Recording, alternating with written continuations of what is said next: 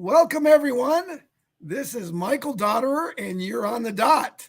And we have a tremendous show for you today. It's going to be actually a short show because we want to keep it short because we know that people's attention span is not as great as it always has been in our lifetime.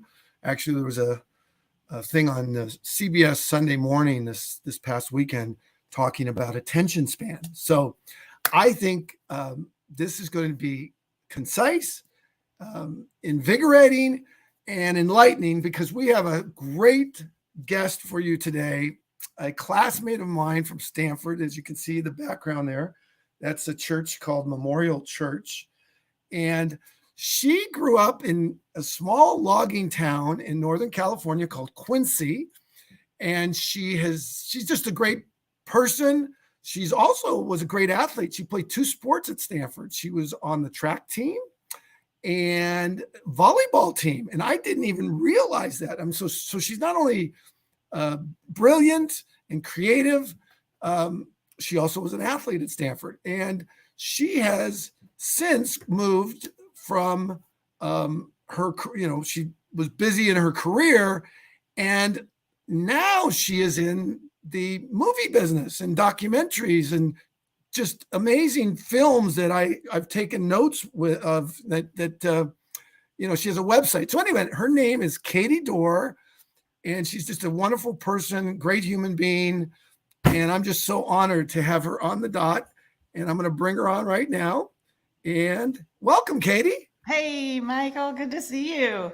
It's great to see you too. And I can't wait to see you later this week at our reunion. I know. Can you believe it's been for many years? I know. Yeah, but you look fantastic. And, thanks.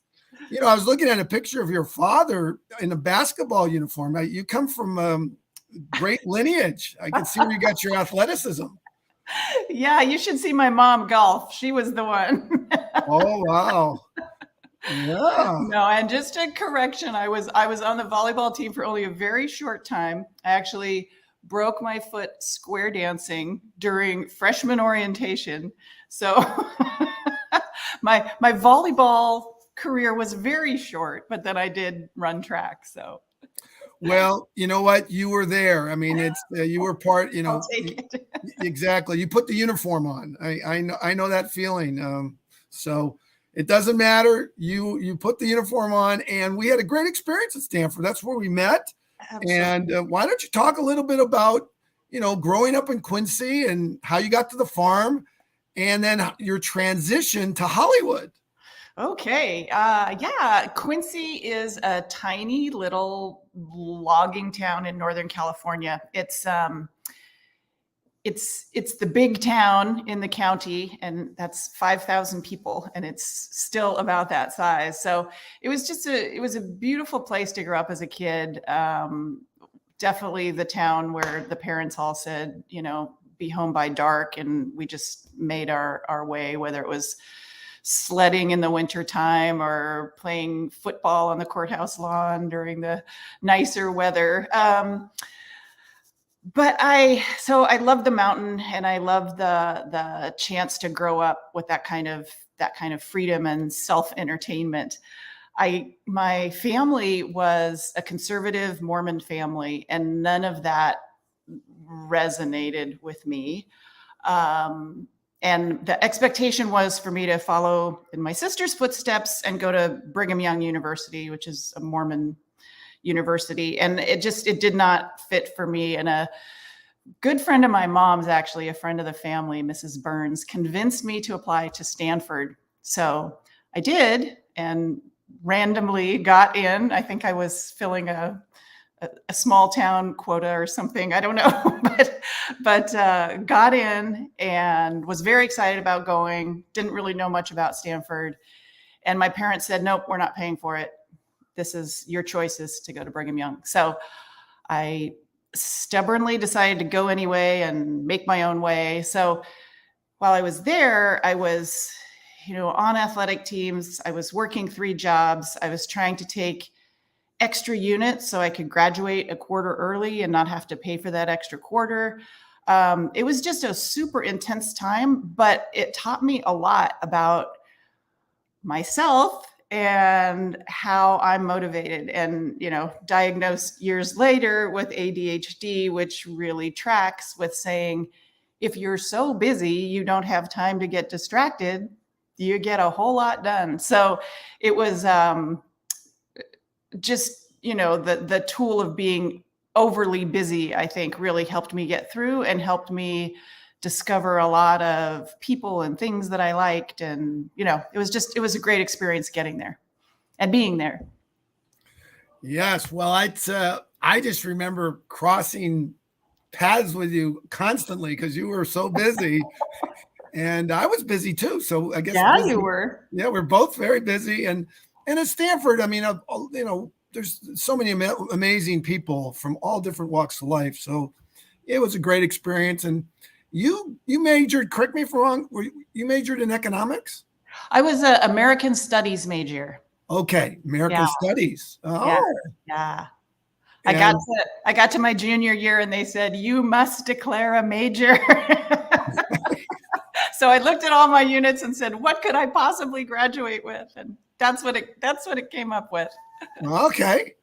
And what did you, after you graduated, tell us a little bit about your career after graduation. And then we're definitely going to dive into your new career, which, you've pivoted, and it's very exciting. I can't wait to share that with the world with what you're doing now. Nice. Well, my first job out of college was teaching at the Hawaii Preparatory Academy. So I was on the Big Island. I was teaching high school history and American government, and coaching the volleyball, and then the girls volleyball, and then the jumping events for the track team, because I was a high jumper. So that I was familiar with that. So after that, I went back to graduate school and studied graphic design and got a master's in design, and opened a design studio, which I operated for about 25 years. So it was a small studio. We did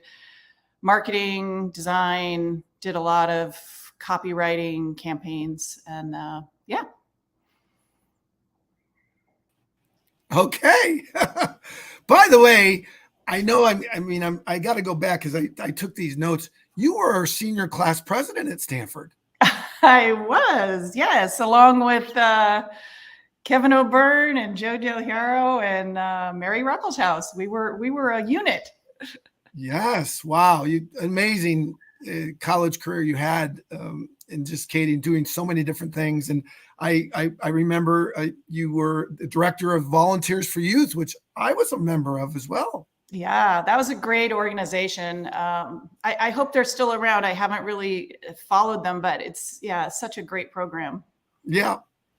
So tell us how you went from graphic design to, and I just want to mention, because, I went through the list of productions that you've produced. I mean, you're not only a director, an actor, a movie producer, and some of the productions that, and I'll put the link down below when you start talking about this so people can connect to it.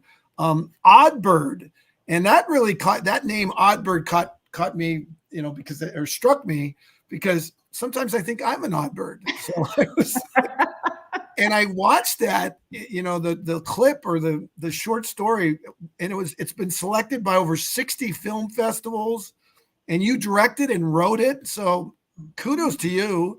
And then, you've done, I'm looking here, The Gift of Fear, which was at the Napa Film Festival. I don't know if actually it was you were the best director at the Boston International Film Festival.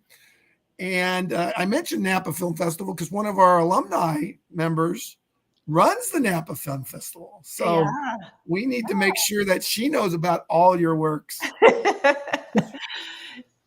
And then there's That's My Baby, which you did with Jack Kohler.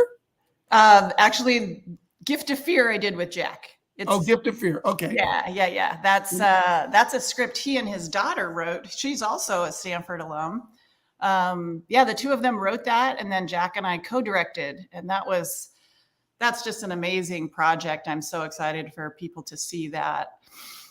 And then the Piper, which I love that. I love that story about your aunt, where she traveled around.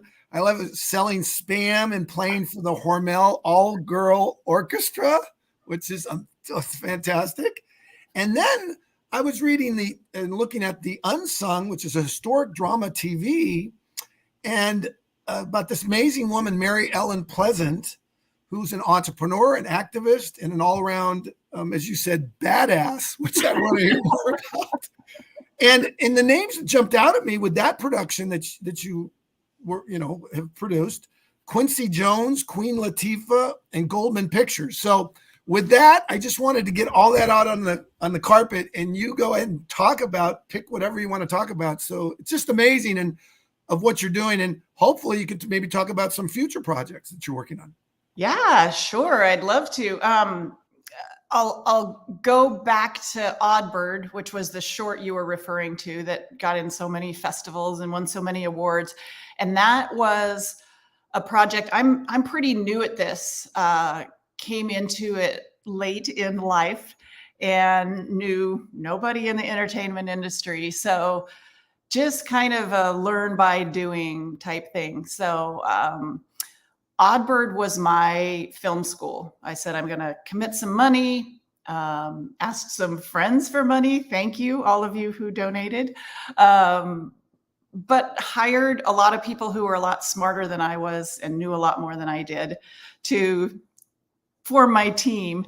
And, wrote a story I really liked, had this wonderful team helping me film it. I had a fantastic cinematographer, great crew.